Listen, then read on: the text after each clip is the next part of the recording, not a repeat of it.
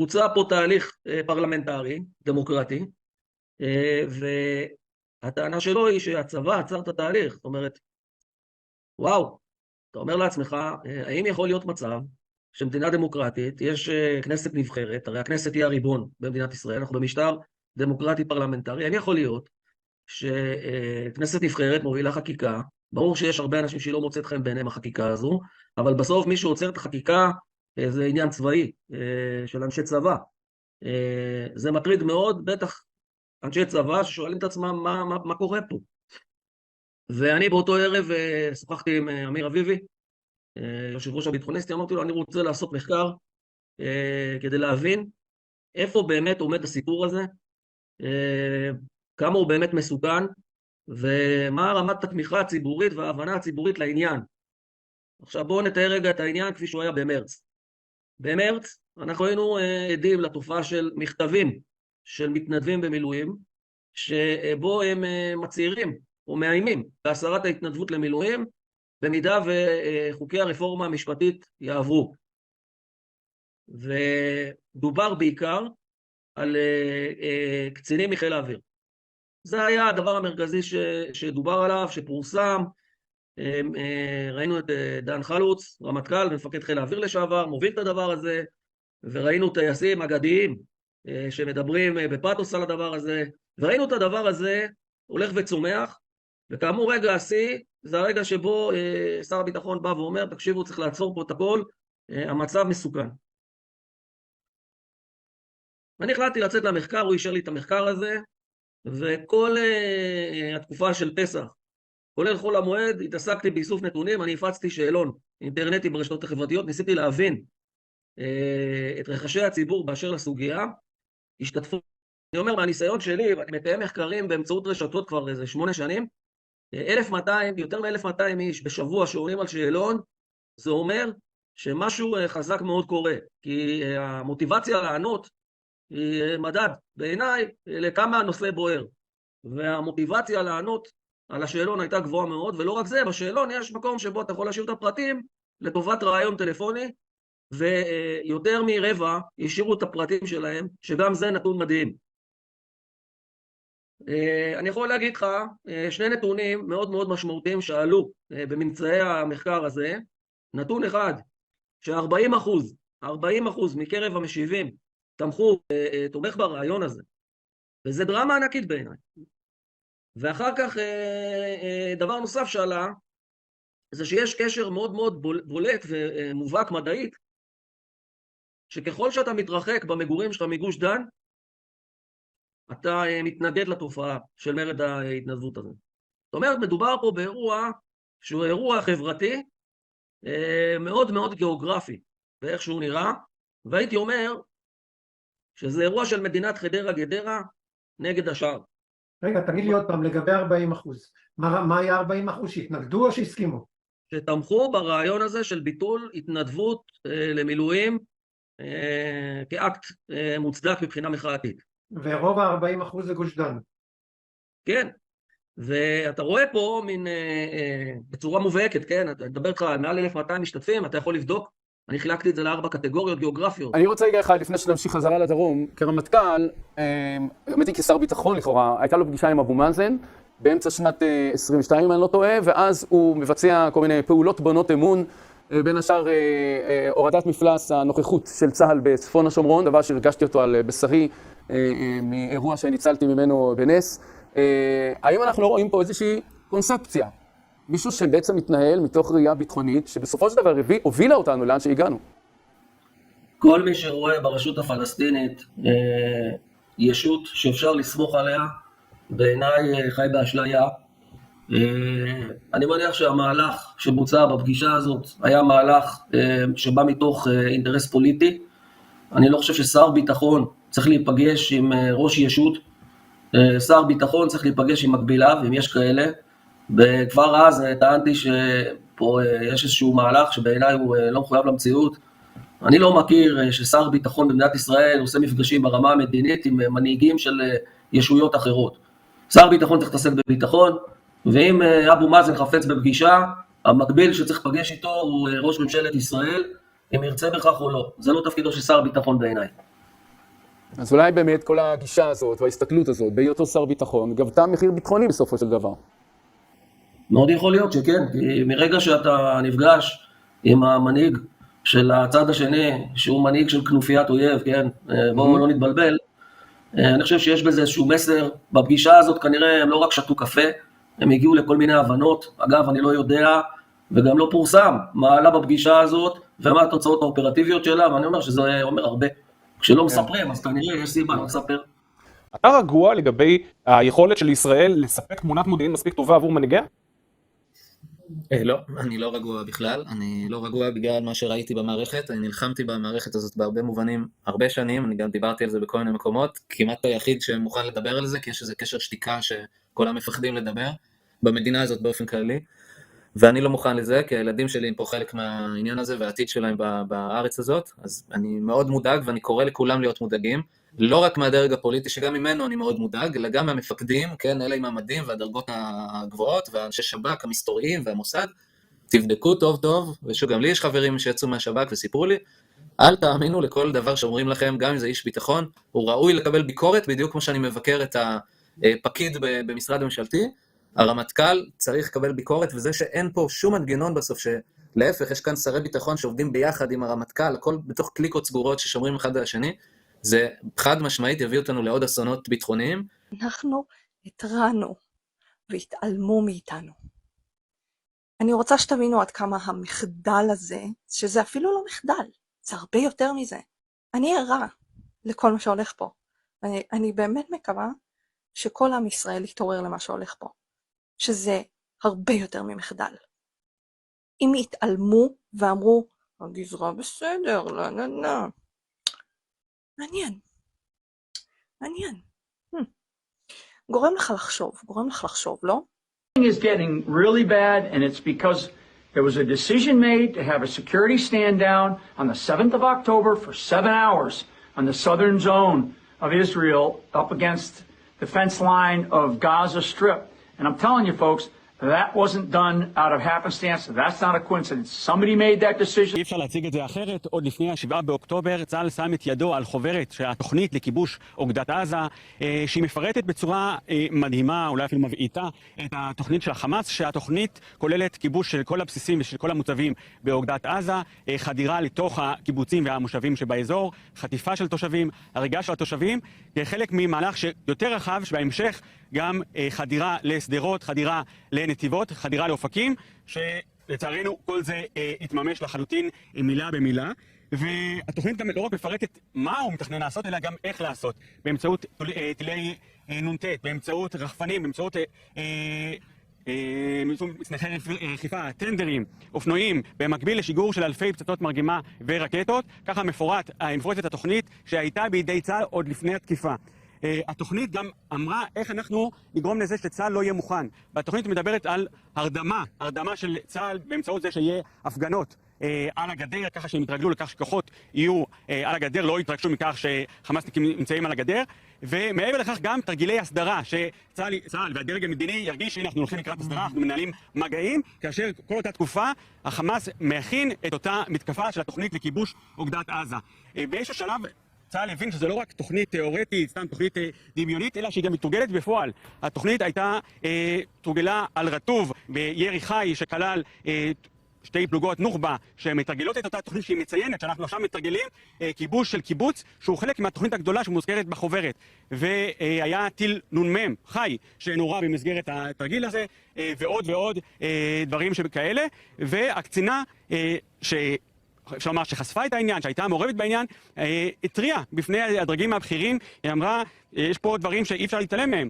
והדרגים הבכירים אמרו שזה באמת ראיה זהב, ראיה מדהימה, אבל מוטב שלא נתעסק בתרחישים דמיוניים לחלוטין, אין לחמאס היכולות האלה, זה כנראה התרברבות.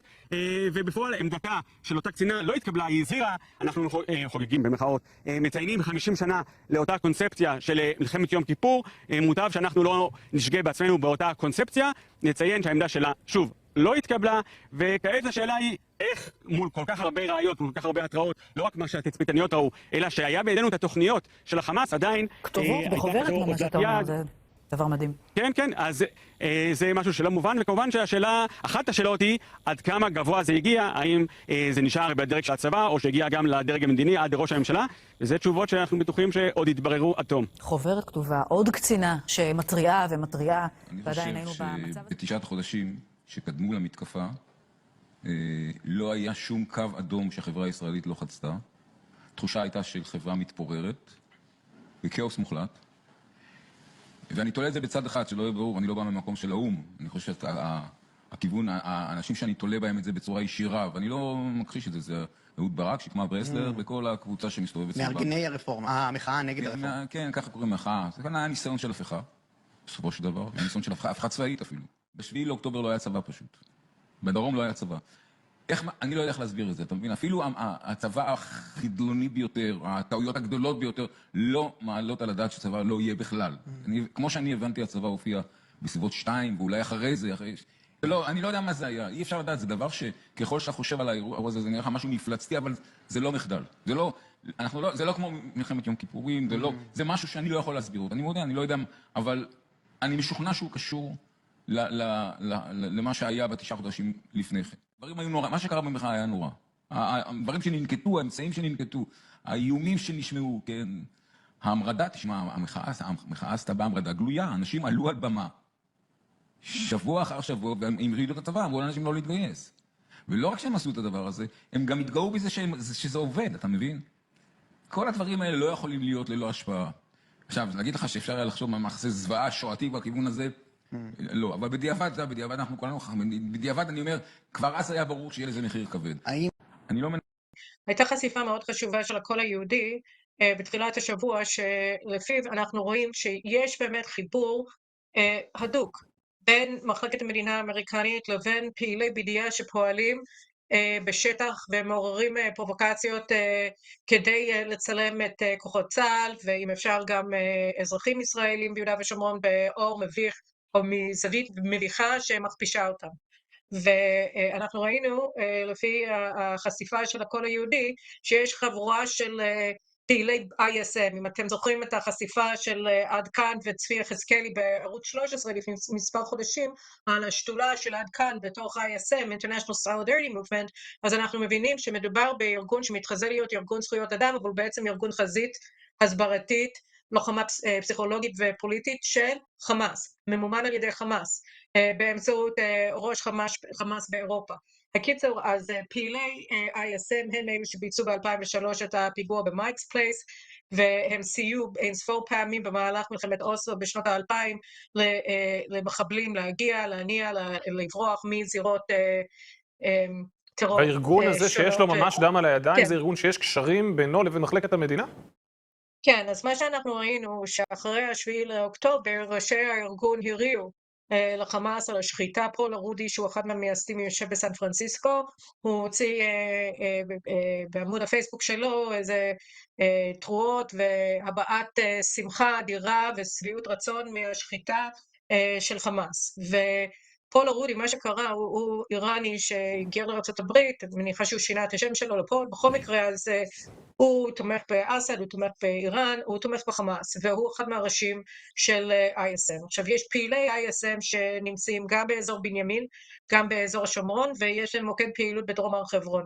ב-25 לאוקטובר הם עשו פרובוקציה, הם ניסו להשתלט על עמדת צה"ל ליד חוות מעון בדרום הר חברון, וכשהמילואימניקים שם, שהם בהגמר, אז הם גם תושבים, יצאו אליהם כדי להדוף אותם מהמקום, אז הם התחילו לצלם אותם באור שלילי, העלו את הסרטון הזה לעמודי הפייסבוק שלהם, תוך מספר שעות, יושבת ראש שוברים שתיקה, שזה ארגון BDS שנתמכת באופן רשמי על ידי, קיבל הכשר מהאיחוד האירופי ובמובנים מסוימים של הפרוגרסיבים היהודים בארצות הברית, שגם מממנים את שוברים שתיקה דרך הקרן החדשה, ומנכ"לית של שוברים שתיקה מעלה את הסרטון של ISM לטוויטר שלה, והיא תוקפת את אלימות המתנחלים.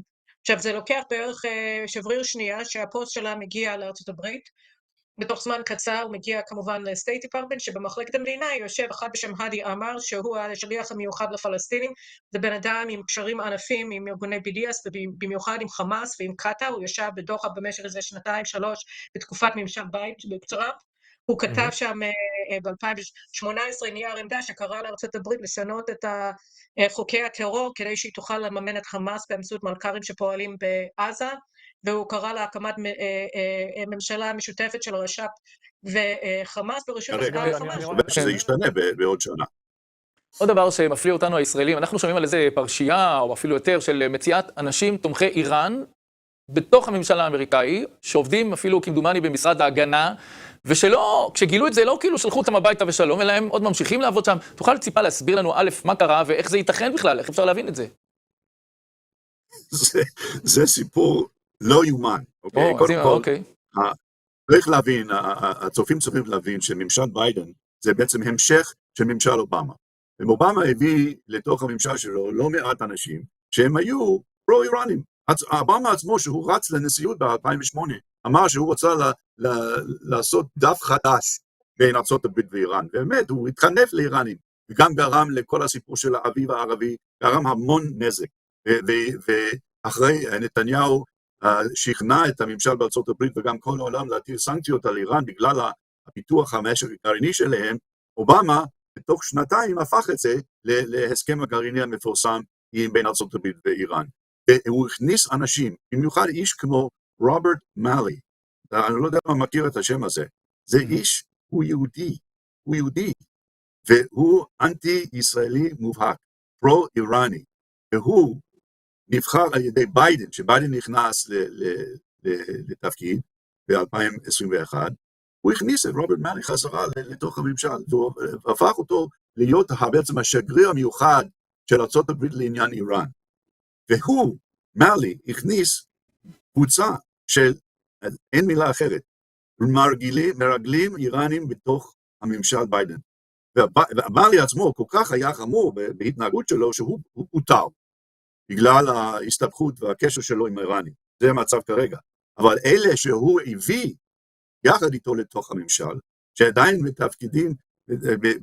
בתפקידים מאוד, מאוד חשובים במשרד הביטחון של ארצות הברית, הם עכשיו נשארים שם, הם מתייעצים, זה לא יומן, מתייעצים, זה הוכח, עם גורמים איראנים, עם משרד החוץ של איראן, על מה הם צריכים לעשות בתוך הממשל האמריקאי. אתה יכול לדמיין על כזה דבר, וזה עדיין קיים, וזה מהווה איום אסטרטגי לישראל, לפי דעתי, גם לעולם כולו. כשיושבים אנשי חמאס ואנשי חיזבאללה ואיראן, ורואים רמטכ"לים וראשי שב"כ וראשי מוסד, שאומרים שהאיום הכי גדול על מדינת ישראל הוא ביבי והאיום הפנימי, הם מבינים שיש להם עסק עם חבורה של אידיוטים. הם מבינים שחבורת האידיוטים הזו לא מבינה מה חמאס מתכנן, היא לא מבינה מה חיזבאללה מתכנן, והיא לא מבינה מה איראן מתכננת.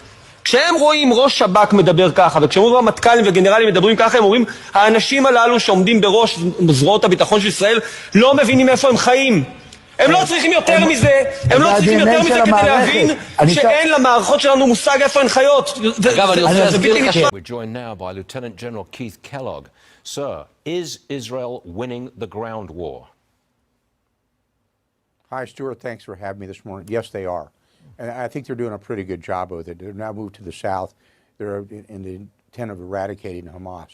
Look, where they're not being helped, though, is they're not being helped by a lot of the alliance nations, to include the United States. The United States needs to back off any criticism.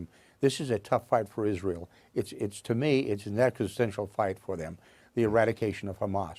Here's where the United States can help the offensive that Israel is conducting inside Gaza. The president can pick up the phone and call Emir al-Thani in Qatar. And that's where the Hamas leadership actually is there. And he can actually say, look, we don't have any access to the hostages. Those over 100 hostages, the 8 or 9 Americans that are hostage. Remember, they killed 31 Americans on the 7th of October. And actually penetrate the leadership and say, tell us where they're at, what's happening. My concern, though, Stuart, is you're not going to see a lot of these hostages come out alive, especially the women, especially those that have been abused, and you've seen the videos of it. So my point is, back off, let the Israelis finish the job. It's a tough job. They need to eradicate Hamas and then figure a way into the future of how they rebuild not only Gaza, but any type of relationship with the Palestinians. It's a tough fight. It's a hard fight, but I think they're doing quite well. אהרון ברק הביא למדינת ישראל פרשנות שאין אח ורע באופן המחמיר את הדין הבינלאומי, עיוות אותו, הוסיף עלינו חומרה על חומרה על חומרה על חומרה, ואני עכשיו מתנתקת רגע, גם אם הוא היה הכי שמרן שיש, בהיבט של בין הרשויות, מבחינה משפטית טהורה, כשאתה רואה את הפסיקות שלו שהוא הכניס, החל משנת 2002 ואילך, כשהוא הכניס פסק דין אג'ורי, בית סורי, גדר ההפרדה, כל פעם הוא הכניס באופן וולונטרי את הדין הבינלאומי בפרשנות מחמירה, שדרסה את הדין הישראלי, ובפועל דה פקטו קבל את ידי כוחות הביטחון לנצח את הטרור. לשלוח אותו לשם, בעיניי זו פשוט סכנה, כי הוא יפרש שם באותו אופן מחמיר, אולי אפילו מחמיר יותר, כי הוא צריך להוכיח לכולם, הוא יקבע כל מיני קביעות שיכבלו אותנו באופן סיסטמטי למשך דורות. אני לא יודע אם יכול להיות. תקשיבו רגע, אני שירתתי כסמב"צית חי"ר במהלך מלחמת צוק איתן, אני שירתתי באוגדת עזה, כל השירות שלי היה תומכת לחימה בזמן מלחמת צוק איתן שעזה הייתה באוגדת עזה. תקשיבו לי ותקשיבו לי טוב. אין מצב בעולם שיכולה להיות כזאת התקרבות לגדר, אוקיי? מבלי שאנחנו לא נדע מזה. התצפיתניות יושבות בבונקרים 4 שעות, הן לא יכולות לעשות ככה. הן מול מסך. לא יכול להיות מצב, שום מצב, שהיו מעירים אותי בלילה על יונה. על חסידה שהתקרבה לגדר, על מקק שעבר מתחת לגדר, היו מקפיצים את כל הגזרה. איך נכנסו עם טרקטורים 400 איש ואף אחד לא שם לב? זה לא יכול לקרות, תבינו, זה היה התפקיד שלי במשך 2 זה לא יכול לקרות, לא יכול לקרות. איפה הכוח שמסייע בגזרה, איך הם הצליחו גם, שמסתובב לך בגזרה, הם הצליחו גם לצאת, להיכנס וגם לצאת. יש איזשהו סיכוי שמישהו מבפנים עזר לזה לקרות? כי אחרי, זה לא אפשרי, זה פשוט לא אפשרי, אני אומר, אתם לא מבינים על איזה דברים. You can see that Netanyahu is under big pressure. He wasn't prepared for such kind of movement. At the moment, actually, our biggest fear is that Netanyahu, being so afraid of what's going to happen, will start a war somewhere.